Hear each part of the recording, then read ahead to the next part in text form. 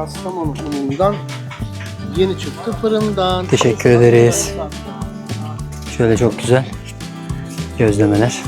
Bunlar Ilıca köyüne damga vurmuş eski evler. Dışlarına falan hep böyle özenerek yapmışlar.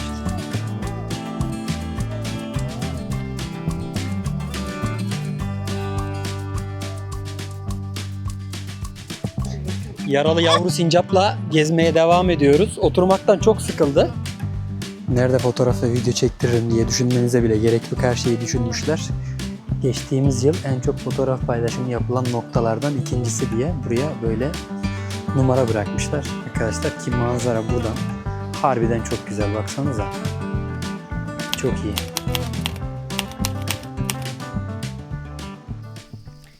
Yeni bir bölümden Kastamonu Horma Kanyonu'ndan herkese merhaba arkadaşlar.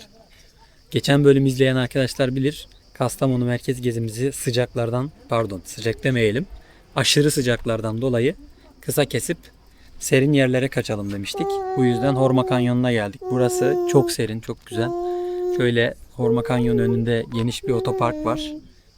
Arkada piknik alanları, mangal alanları, hatırı sayılır derecede çeşme ve teraslar var. Yürüyüş parkurunun başlangıcında. Aşağıda restoranlar var. Yarın zaten burayı gezeceğiz. Ama biz videoya buradan başlayıp bir akşam yemeği yiyelim. Sonrasında biraz dinlenelim istedik. Şimdiden iyi seyirler. Hemen büyük otopark böyle burada arkadaşlar. Bir sürü karavan da var bizle beraber konaklayan. Özellikle şurada 2-3 tane yurt dışından gelen insanlar var. Burada böyle kamelyalar var. Hem mangal yapabileceğiniz hem böyle oturup ailenizle kahvaltı vesaire yapabileceğiniz alternatif alanlar var. Ayrıyeten böyle 3-4 tane de su dolumu vesaire yapabileceğiniz, bulaşık yıkayabileceğiniz aktif çalışan çeşme var böyle birkaç tane. Buraya Pınarbaşı'ndan dolmuş da geliyor bu şekilde. Onlarla da yürüyüşe gelebilirsiniz.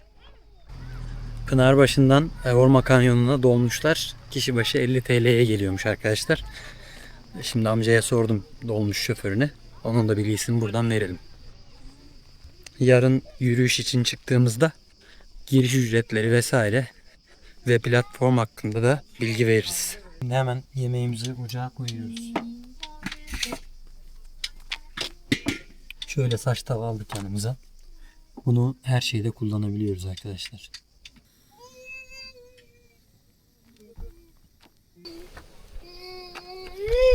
İçerisine yağ ekleyelim. Böyle dışını güzelce mühürleyeceğiz.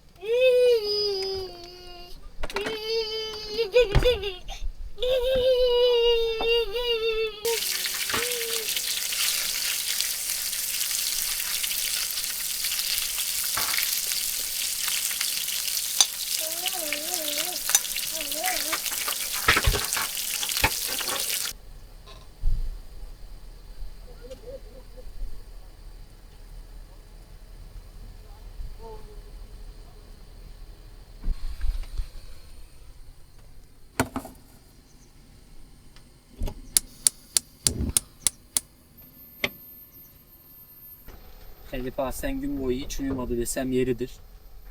Şu an onu uyutmaya çalışıyorum ama onu uyuturken sanırım ben uyuyacağım gibi düşünüyorum. Kafasının bebeği.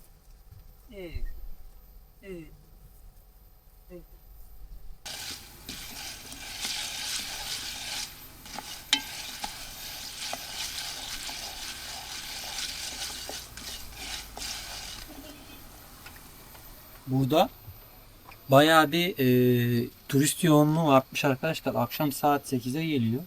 Hala taksilerle insanlar geliyor. Ya restoranda yemek yemeye geliyorlar ya da kanyonda gece yürümesi yapmak istiyorlar. Bilmiyorum hani nedir ne değildir. Ya ama bu havada da güzel olabilir. Hava güzel. Yeni serinlik çıktı. 1 saat falan sürüyor zaten kanyon. Yani çocuklarla hadi 1,5 saat olsun. Belki yürüyelim dönelim diyorlardır. Diğer tarafta taksi var çünkü. Kanyonun diğer ucunda, köyün içinde. Oradan belki Pınarbaşı'na geçiyorlardır. Tekrar otel falan kiralamışlardır bilmiyorum ama çok fazla insan var. Yani önceki geldiğimizde 3-4 yıl önce şu an insan kalmamış olması lazımdı burada. Gel kızım. Başını alıp gitme Eloş. Kaçma gel. Hadi gel. Gel. Gel. Gel. Gel böyle böyle. Gel. Gel gel. Gel.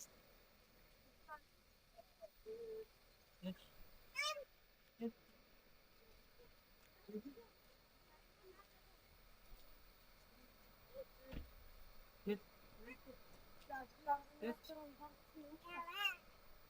Hayır. Hayır. Yemeğimizi hazırladık. Sonrasında şöyle güzel bir Sinop'tan almıştık. Sinop pazarından eski bölümleri izleyenler hatırlar. Şöyle bir tencere bir mısır koyduk. Birkaç karavan daha geldi bu arada. Şöyle arkamda görebilirsiniz. Diğer tarafta da var. Burada da var böyle karavanlar. Sanırım bu gece herkes burada kalacak. Araçüstü çadırla gelenler vesaire de var. Yarın sabah Horma Kanyonu'na yürüyeceğiz kahvaltı yaptıktan sonra. Şimdi yemeğimize geçelim. Akşam menümüz bu şekilde. Tavuk yahni, pirinç pilavı, çoban salata. Akşam oldu. Yemeğimizi yedik. Çok güzel bir gün batımı var. Tahmin ettiğim gibi karavanlar burada kalacak. Şöyle herkes kuruldu. Burada araçüstü çadırla il dışından gelen insanlar da var böyle gördüğünüz gibi. Biz de hemen dışarıya masa sandalyemizi kurduk. Mısırımız pişti. Çok güzel gözüküyor.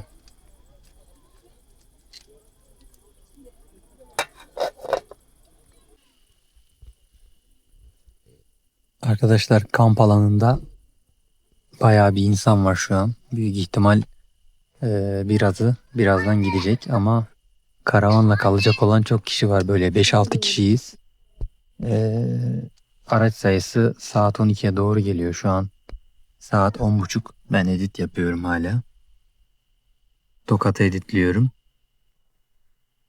Yukarıdan kurt sesleri, kurt ulumaları duyulmaya başladı. Biz de hafiften içeriye geçip uyusak artık iyi olacak.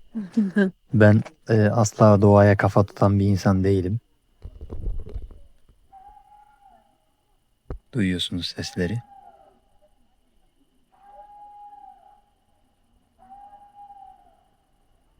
Yanımızda kurtlar oluyor.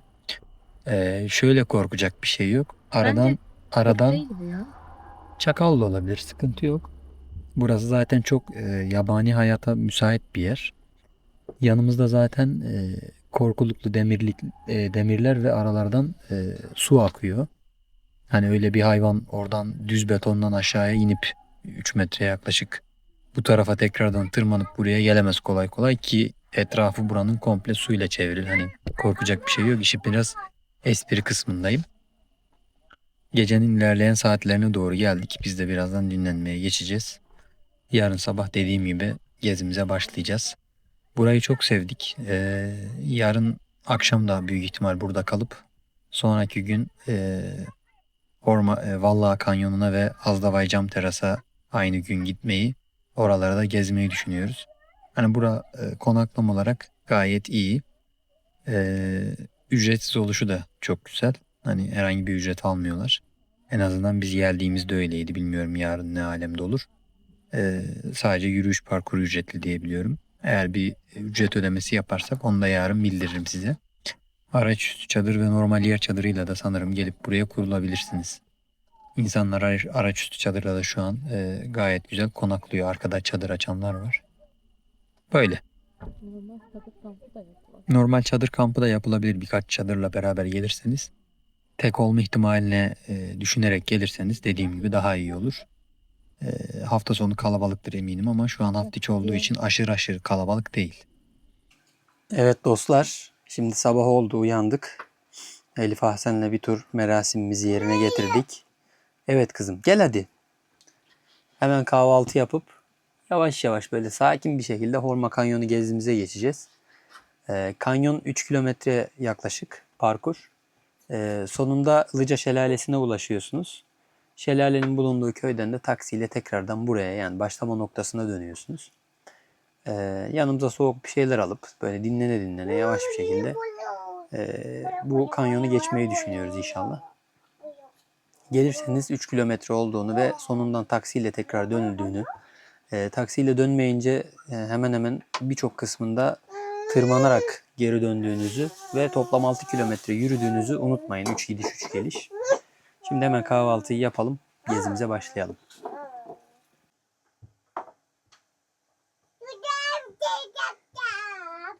Yani Elif Ahsen diyor ki kanalımıza abone olarak, videomuzu beğenerek ve bildirimleri açarak bize destek olabilirsiniz. Tamam kızım, olacaklar. Şu an Abone olacaklar, tamam, sakin ol. Şuradan inmeyi öğrenemedi bakın şimdi. Buraya geliyor. Şurada bir 30 santim yaklaşık bir yükselti var. Beni buradan indirin diyor. Hadi dön de in. Hadi gel. Yapabilirsin. Gel. Gel kızım. Ver elini. Elini ver kızım. Heh. Evet. Ya senin boyun artık orayı kurtarıyor. İniyorsun sıpa. Allah'ım. Maşallah kızım. Dün Kastamonu'dan, Tabakoğlu'ndan sucuk almıştık. Sucuk efsane gözüküyor. Bir de lezzetine bakacağız tabii. Hemen içerisine tereyağını koyduk. Patates kızartıyoruz ocakta. İşi bittikten sonra hemen bunu güzel bir sucuklu yumurta yapacağız. Yanına yine aynı yerden göbe almıştık. Hala yumuşacık. Burada patatesimiz kızarıyor. Yanında da çayımız. İnsanlar yavaştan gelmeye başladı. Bu arada çadırla kalanlar da var arkadaşlar. Karşıda görüyorsunuz çadırları topluyorlar. Gece 6-7 araçtık toplam. Bir de çadır vardı. Burada kendi yaptığımız çilek reçeli. Burada dün Kastamonu merkezden aldığımız sucuk. Burada Kastamonu'dan Tokat'tan aldığımız kuşburnu ve alıç marmelatları. Resmen Türkiye'nin güzel yerlerinden güzel ürünlerle güzel bir kahvaltı yapıyoruz. Hadi başlayalım. Sonrasında gezimize devam edeceğiz. Bu da Kastamonu'ya özgü göbüler arkadaşlar, böyle yumuşak yumuşak pamuk gibi.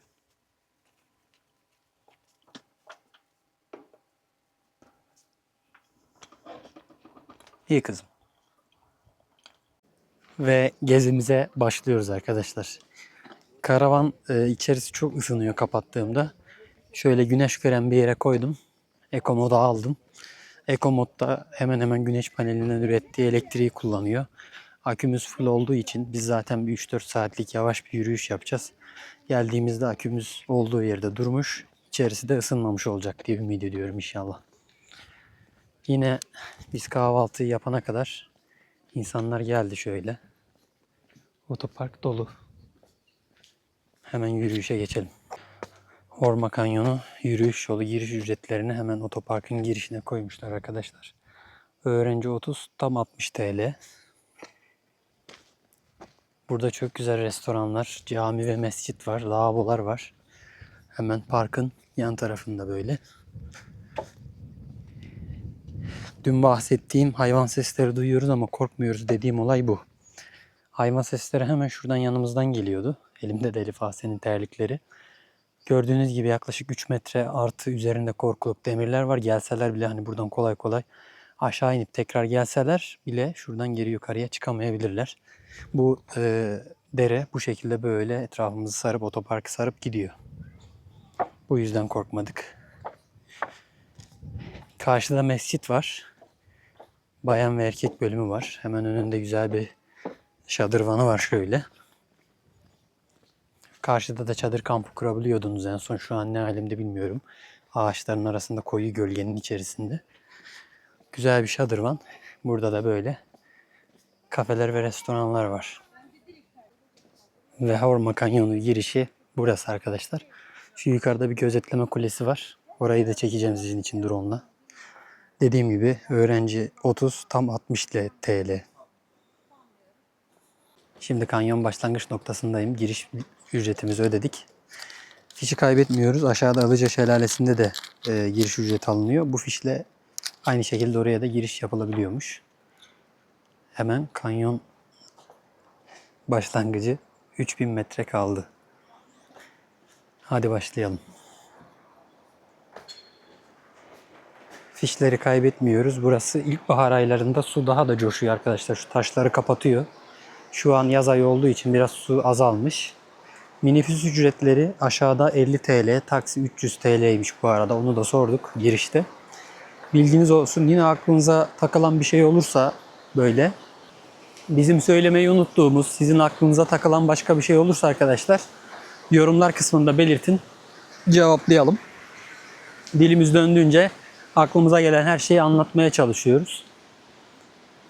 Burası ilkbahar ve sonbahar aylarında mükemmel. Hatta kışın kar yağdığında da mükemmel. Etraf bembeyaz oluyor. Sadece bu ahşap yollar açık oluyor. Mükemmel bir manzara oluyor. Özellikle sonbahar ve kış aylarında şiddetle tavsiye ediyoruz burayı.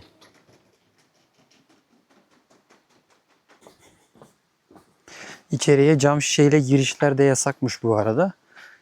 Girişte bir sürü uyarı yapılıyor zaten burayla ilgili. Hani başınıza bir iş geldiğinde ne yapacağından tutun. İçeriye neyle girip giremeyeceğiniz dahil bir sürü uyarı yapılıyor. Bence kulak ardı etmeyin arkadaşlar. Cam şişe burada yasak. Sebebi hem yangınlar için hem delici kesici alet biliyorsunuz kırıldığı an. Şöyle zaten yürüyüş platformu boyunca bu şekilde uyarılar yapılıyor. Patenle, scooterla, çakmakla, sigarayla ve çöple burada kesinlikle iletişim kurmayın diyor. Yollar çok güzel ama. Su yemyeşil, etraf yemyeşil, mükemmel. Buraların kolay kolay böyle düşme ihtimali yok. Hepsi metallerle böyle kayalara vidalanmış. Şimdi size ileride yok artık diyeceğiniz manzaraları da çekeceğim. Bakın böyle hepsi kayalara perçinlenmiş. Birazdan düştüğünüzde kurtulamayacağınız yerlerden de geçeceğiz. Bildiğiniz altları böyle uçurum boş. Şu anda da mesela yerde havada yürüyoruz ama aşağısı uçurum. Birazdan çok daha tehlikelilerini göstereceğim size. Yükseklik korkusu olanların falan gelirken kesinlikle dikkat etmesi gerekiyor böyle yerleri. Panik atak geçirebilirler. Burada kanyonla ilgili bilgiler arkadaşlar. Yaklaşma mesafesi 1000 metre. Kuş uçumu kanyon uzunluğu 2100 metre. Kanyon geçiş süresi 6 saat. Tabi bu sanırım içerisinden bahsediyor. Hani yürüyerek değil. Taban genişliği 1-3 metre arası. Ortalama duvar açısı 85 derece. Duvar yüksekliği en fazla 230 metre. Yani kanyonun yanındaki yamaçların en yüksek olduğu yer 230 metre. Net kanyon içi kod farkı 110 metre. İpli iniş sayısı 15 adet. En yüksek iniş 10 metre. Harici haberleşme birkaç noktada düşük güçlü telefon sinyali vardır. Kanyon içerisi şöyle iki kayacın arası. Şöyle göstereyim. Böyle iki tane yarığın arasından ilerliyorsunuz. Birazdan net göstereceğim. Ama içerisinde birkaç yerde zayıf sinyalli telefon çekiyormuş. Başınıza bir iş geldiğinde haberleşmek için. Onun da bilgisini girişte vermişler. Sallanır bir köprüden geçiyoruz.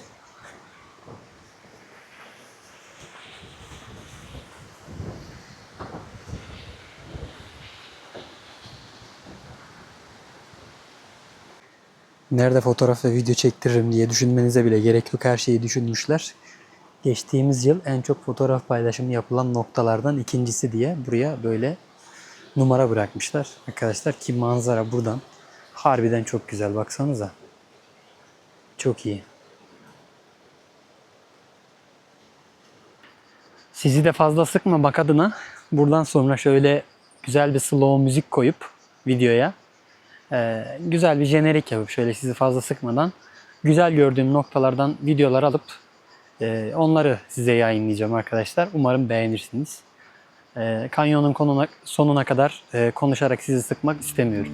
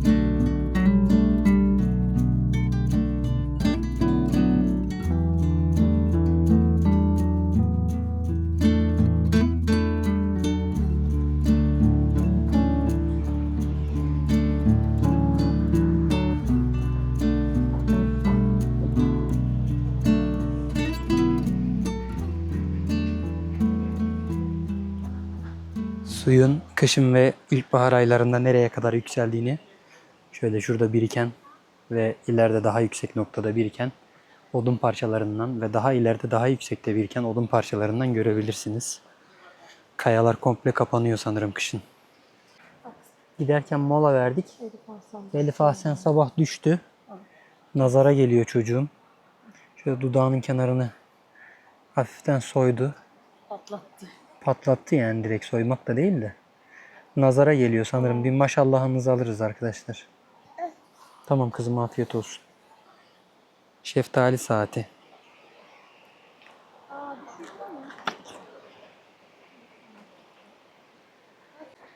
Karavanla gezmenin belki de en güzel yanı bu arkadaşlar. Hiçbir yere acele etmiyorsunuz.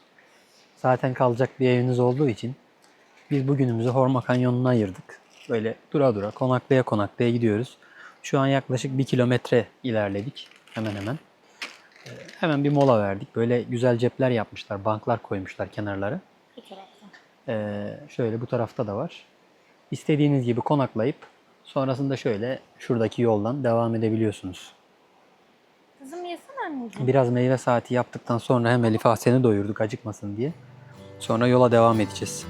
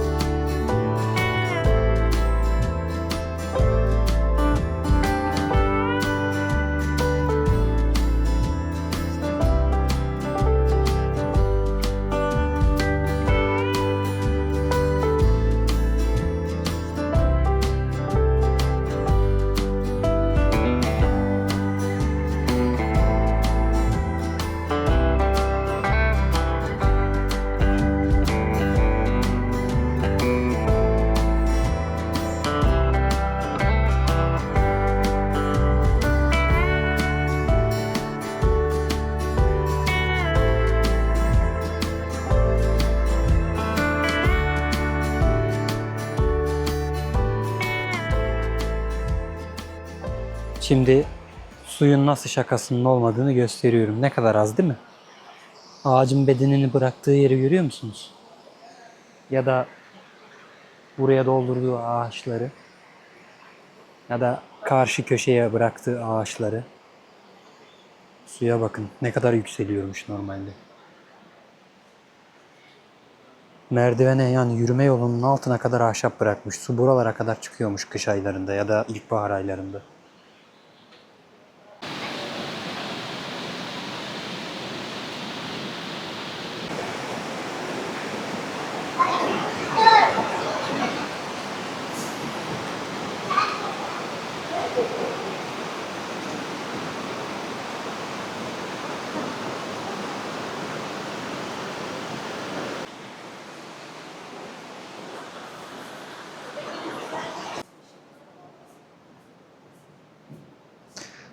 Özellikle kış aylarında ve bahar aylarında burada yosunlar oluyor yerlerde. Şu an sadece ahşap aralarında kalmış ama kaygan oluyor bayağı bir yer. O yüzden de uyarı bırakmışlar, kaygan zemin diye.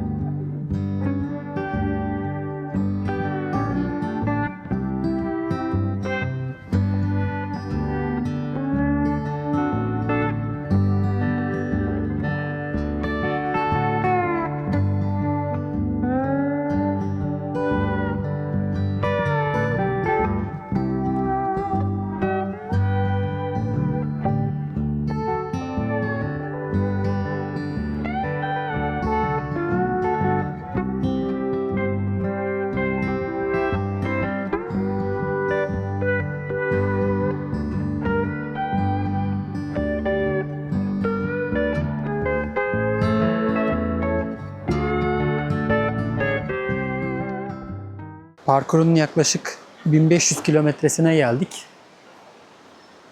Dinlene dinlene devam ediyoruz. Giderken baktığınız manzara farklı. Şöyle hemen bir müsait bir alana geçip geriye baktığınızda manzara bambaşka. Giderken farklı bir manzara, dönünce farklı bir manzara. Bu arada 1750 kilometre kalmış. Elif Ahsen otur otur sıkıldı. Dedi ki ben artık ayağa kaldırın bir, ben oturmak istemiyorum. Çocuk da haklı, ne yapalım, hemen aldık kucağımıza. Şöyle sıkıca tutarak etrafı, manzaraları gösteriyoruz. Çok meraklı bu arada. Maşallah kızıma. Ve geçmiş olsun tabii ki. Şöyle yüzündeki yarıkları görebilirsiniz. Ah Elif Ahsen'im ah. Hiç duracağın yok kızım. Gel diyor annesine. Gel. Evet. Yaralı yavru sincapla gezmeye devam ediyoruz. Oturmaktan çok sıkıldı. Yaralı bir kaza atlattık kahvaltıdan önce. Elindeki Nihale uçtu. Nihale yüzünü çizdi. Yani dur kızım demeye kalmadı. Acıdı mı kızım? Böyle böyle alışacaksın.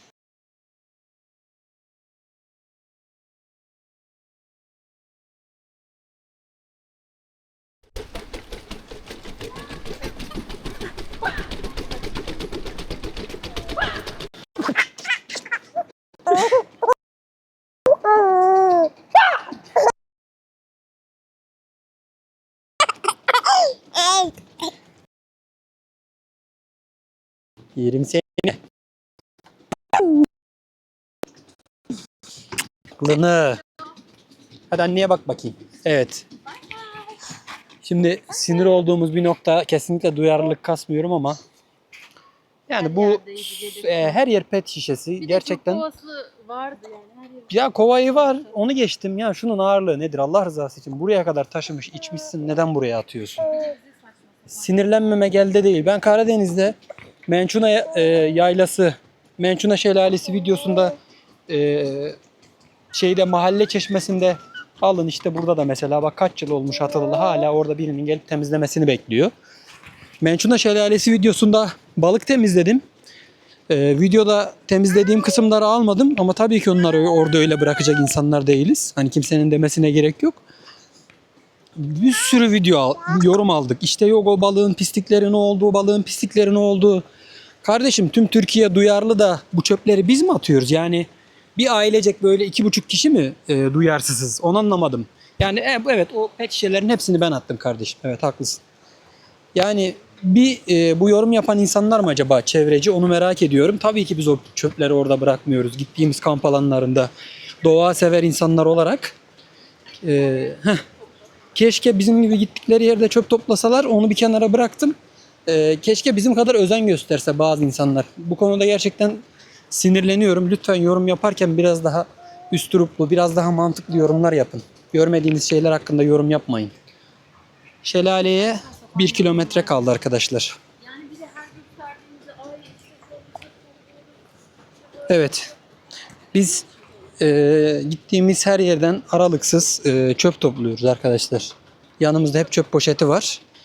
Zaten etrafa atmıyoruz çöplerimizi. Onun haricinde bir de gittiğimiz yerden topluyoruz ama bunun reklamını da yapmıyoruz. Çünkü bu ödül ya da madalya verilecek, zaten olması gereken bir şey. Dediğim gibi bu konuda biraz daha üsturuplu yorumlar yazarsanız seviniriz. Elif Ahsen'le en zorlandığımız tur buydu arkadaşlar. Batı Karadeniz turu. Geçen yıl çok rahattı. Çünkü bebekti. Karnını doyurup bıraktığımız yerde uyuyordu. Ama şimdi artık yani onu tutacak bir kişi lazım karavanda ayrıyeten. Diğer kişi de karavanın işlerini halletmesi lazım. O hale geldik yani. Yoruyor bizi. Bu arada hemen aşağıyı göstereyim. Çok güzel manzaralar var. Şöyle geriyi göstereyim. Çok güzel her yer. Efsane. Şimdi bu yolun en sıkıntılı, en tehlikeli bölümüne doğru ilerliyoruz. Birazdan göstereceğim. Burası en tehlikeli yeri. Böyle eğilerek falan geçiyorsunuz altından. Onun harici gayet herkesin yürüyebileceği bir platform arkadaşlar. Sadece şöyle göstereyim, şu an dediğim gibi yağmur olmadığı için ahşaplar kuru, kaymıyor fazla. Ama kış aylarında ve ilkbahar aylarında yerlerde yosun olduğu için çok kaygan oluyor buralar.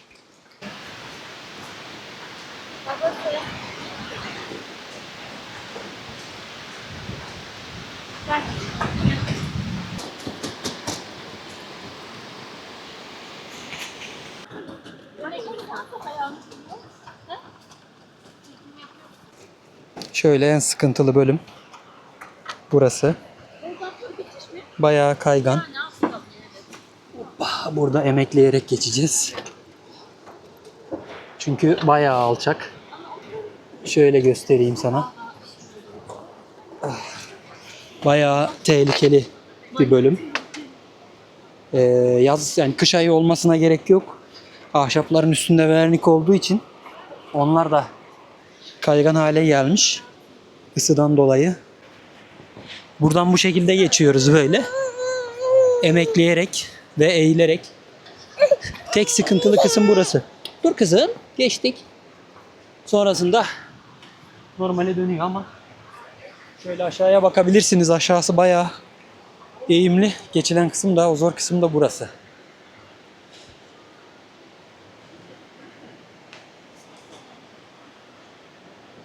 Aşağıda böyle çok güzel bir göl var. Düşerseniz bir ihtimal yaşama şansınız var.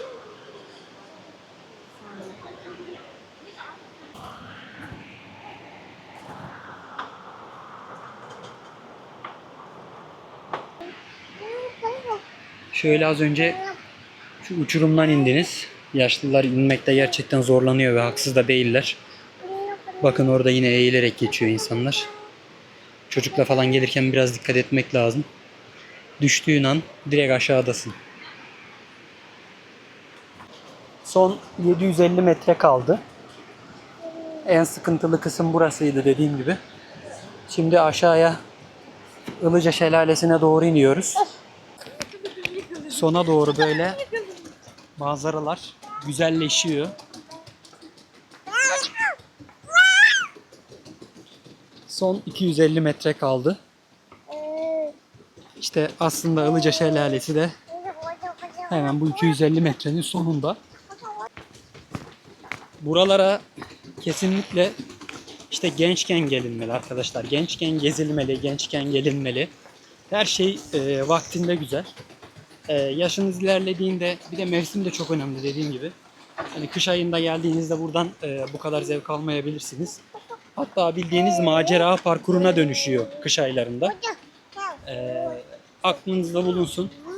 Burası için en güzel ay Mayıs, Haziran, Temmuz. Bir de sonbahar. Eylül, Ekim, Kasım'ın başına kadar. Ilıca Şelalesi'nin üst tarafındayız.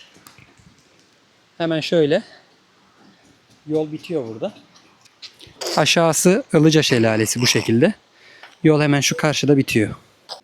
Yolun sonunda böyle güzel bir teras gibi açık bir yer var. Buradan manzarayı izleyebilirsiniz.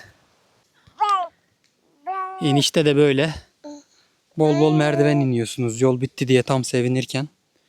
Bayağı bir merdiven var iniş. Yürüyüş yolunun sonuna geldik. Hemen aşağıda şelale var ama önce bir köye gidip, Ilıca köyüne gidip bir şeyler yiyip içip biraz serinleyip öyle gelelim dedik. Çok fazla insan var. Herkes burayı ziyarete gelmiş.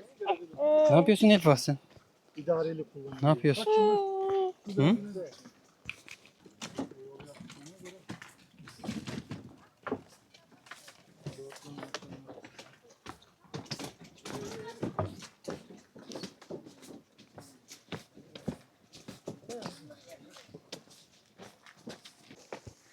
Kanyondan çıktık.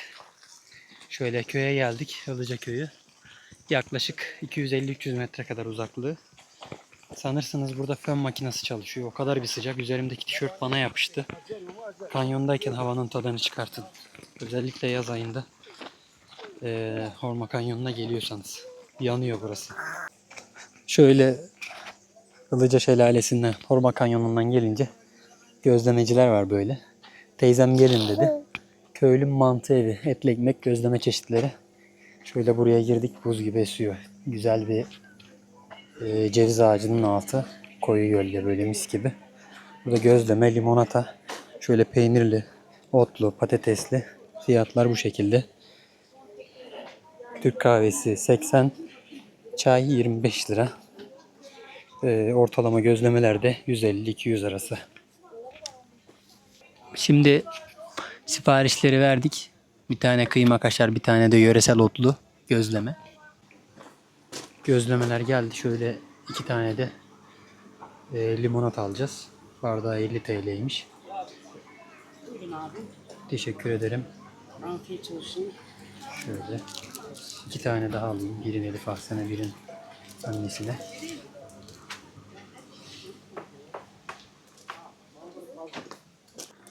Gözlemeler geldi. Kastamonu unundan yeni çıktı fırından. Teşekkür ederiz. Şöyle çok güzel gözlemeler.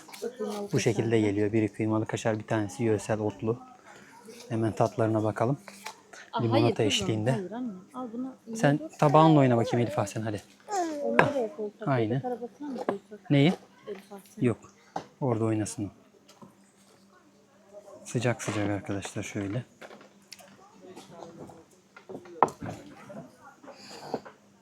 Kıymalıya bakıyorum önce. Güzel. İçeride gözlemeler böyle yapılıyor arkadaşlar. Çok güzel. Teyzem yöresel kıyafetini de giymiş. Hamurları açıyor böyle. Sacda pişiriliyor. Organik bir şekilde. Kolay gelsin. Hemen böyle gözleme kafenin yanından yukarıya çıktığımızda çok güzel ahşap evler var. Bunlar Ilıca köyüne damga vurmuş eski evler. Dışlarına falan hep böyle özenerek yapmışlar. Kışın yaşayan kimse yok ama yazları var diyor teyze. Şöyle perdeleri falan takılı. Oturma minderleri falan hep yerli yerinde. Mis gibi ahşap evler. Çok güzel. Arkadaşlar gözleme eviyle ilgili olarak bir kıyma kaşar, bir de kaşarlı otlu peynir söyledik. Peynirli otlu gözleme. 2 limonat, 2 su. Toplam 550 TL. Limonata 50 lira. Sular 15. Gözlemenin bir tanesi 200, bir tanesi de 270 civarıydı sanırım, yanlış hatırlamıyorsam. Toplam 550 lira. Fiyatlar fena değil. Otluyu çok beğenmedim. Kıyma kaşar güzeldi. Şimdi tekrardan şelaleye gidiyoruz. Biliyorsunuz mola vermek için az önce Ilıca köyüne gelmiştik. Biraz dinlendikten sonra şelaleye gidip biraz orada vakit geçireceğiz. Ne diyorsun kızım? Hı? Gözlemecideki abi sağ olsun. Bebek arabasını bize bırakın. Git gel zor olur dedi. Allah razı olsun, oraya bıraktık. Daha hızlı gidiyoruz artık. Yani yollar çok kötü. Gördüğünüz gibi giderken de söylemiştim. Burada şelale ile ilgili bilgi veriliyor. Hemen girişte Küre Dağları Milli Parkı diye. Okuyabilirsiniz geldiğinizde. Neden bacı bu? Neden?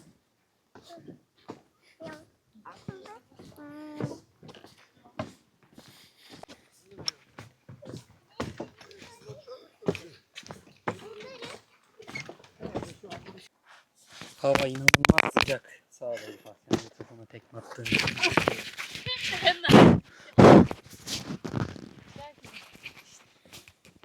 Şimdi tekrardan parkurun, Horma Kanyonu'nun bitiş noktasına geldik. Şöyle karşımızda bir tabela var. Sağa köye gider diyor. Biz şu an köyden geldik. Sola da şelaleye. Hemen şelaleye gidelim. Hangi taraf? Ilıca'ya giderken böyle hemen çok güzel şimşir ağaçlarının arasından geçiyorsunuz. Yosunlu yosunlu böyle her yer. Her yer şimşir ağacı. Az önce girişte aldığımız giriş fiyatı burada da geçerli fişi. Şöyle çok güzel bir orman var burada. Aşağı inmeden burayı göstereceğim. Efsane. Şelaleye de yine aynı şekilde dediğim gibi öğrenci 30 tam 60 lira. Girişteki fişle girişimizi yaptık. Burada küçük bir yöresel pazar var. Magnetler vesaire de alabilirsiniz. Çok güzel magnetler var burada. Fiyatı 40-50 TL. 50 TL var, 30 TL var, 40 TL var.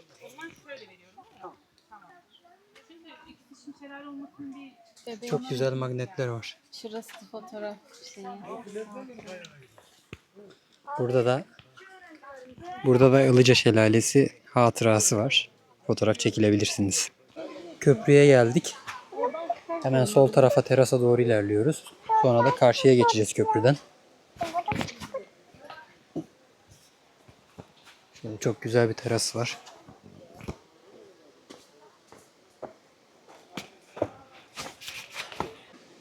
Terasa geldik. Şöyle çok güzel bir teras var burada arkadaşlar. Manzarası mükemmel. İnsanlar serinlemek için sulara akın etmiş. Ne kadar yüzmek yasak da olsa. Manzara böyle.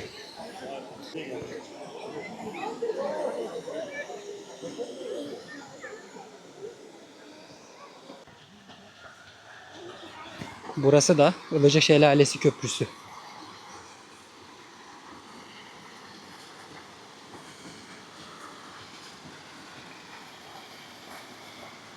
Manzara burada da çok güzel. Şöyle karşıda Ilıca Şelalesi ve terası. Hemen şu yukarıda Horma Kanyonu yürüyüş terasını görüyorsunuz. Burada. Sarılıkların orada. Buraya böyle kahvaltı yapmak için vesaire de gelebilirsiniz arkadaşlar. Böyle çok güzel çardaklar var. Aynı şekilde yukarıda da 3-4 tane daha çardak var. Hani gelirseniz aklınızda bulunsun. Şöyle çok güzel bir terasa geldik şimdi. Buradan manzara mükemmel. Şöyle. Hemen şelalenin karşısı burası. Burada banklar var böyle oturabileceğiniz. Karşısı şelale. Böyle. Şöyle terasın yanından aşağıya iniyoruz. Hemen teras burada. Burada manzara efsane. Hemen böyle. Şelalenin yanına indik. Manzara bu şekilde. Şelalede yüzeceğim dedim ama buraya özellikle yazı bırakmışlar arkadaşlar. Şelalede yüzmek tehlikeli ve yasaktır. Tamam, bunu her yerde gördük zaten. Şelalede çeken akıntı ve girdap vardır. Yüzmek tehlikeli ve yasaktır diyor. Şu şekilde arkadaşlar. Kuvvetli akıntı var. Belki de dağa doğru çekiyordur, altına doğru. Burada çok fazla kişi boğulmuş. Zaten kafedeki abi de bize aynısını söyledi. Gözleme yediğimiz yer. Abi dedim üzerimi değiştireceğim. Havuza girmek için şort giyebileceğim bir yer var mı dedim. Kardeş yine sen bilirsin ama bence girme, orada çok boğulan oldu dedi.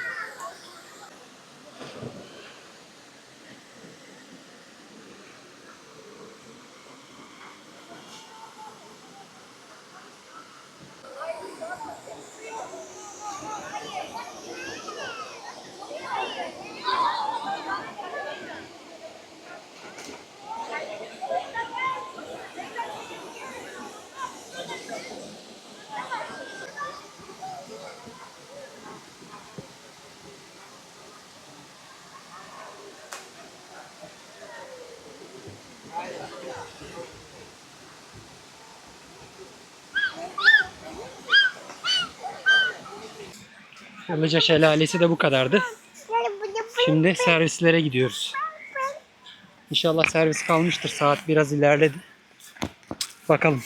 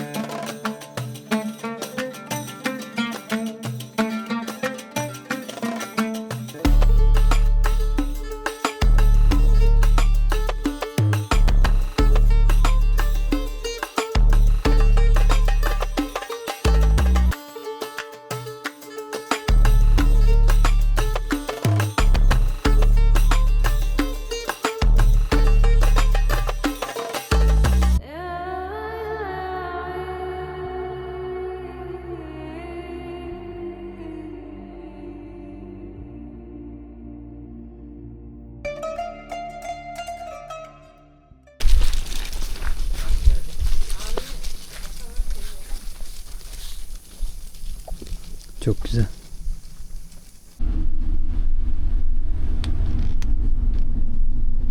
Şimdi Horma Kanyonu başlangıç noktasına gidiyoruz. Servise bindik. Kişi başı 50 TL. Yola geldi.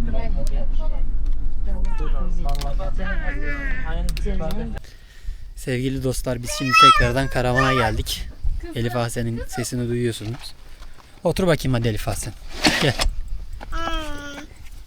Bak gene gidiyor boşluğa doğru bak. Zaten sabah düştüğü yetmez gibi hala kudurma derdinde. Servis kişi başı 50 liraydı arkadaşlar. Belli bir yaştaki çocuklara kadar almıyorlar sanırım. Şimdi burada konaklayıp yarın Vallaha ve Azdavay kanyonlarını gezeceğiz inşallah. Dostlar, bu videodan da bu kadardı. Size Kastamonu Horma Kanyonu'ndan Allah'a ısmarladık diyoruz. Sonraki bölümlerde Vallaha Kanyonu ve Azdavay cam terası gezeceğiz. Yeni bölümlerden haberdar olmak için kanalımıza abone olmayı, video bildirimlerini açmayı ve fikirlerinizi yorumlar kısmında belirtmeyi unutmayın. Abonelikleriniz bizim için çok değerli. Sonraki bölümde görüşmek üzere. Allah'a ısmarladık.